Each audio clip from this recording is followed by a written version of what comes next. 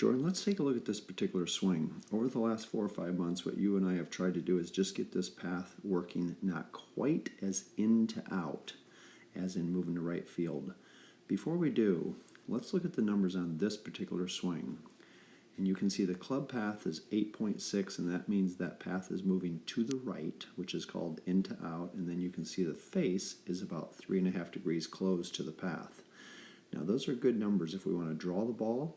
But when you go back to the competition of what you're doing every day, we want to try and get that club path down to 3 or 4 degrees into out, not 8. Let's go ahead and play the swing and take a look at this.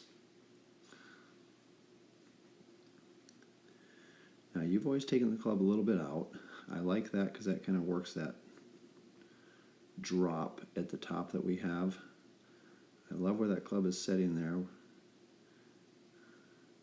then the first move down, you can see that shaft shallowing. Now, we want to also be very careful at the top and just make sure that face doesn't get closed. Now, as this club comes down,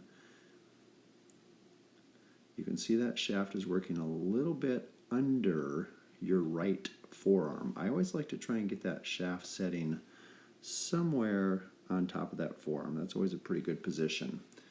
Now, as we're coming in and that path is moving 8 to the right, you're going to see the face is going to have to try and close to hit the ball straight. And you can see that face as you're coming in impact, and it's hit very square. That face is having to shut a fair amount. So when you get that path working 7 or 8 to the right, you have to close that face, and now you're really having to do 2 things at impact to make that ball go straight.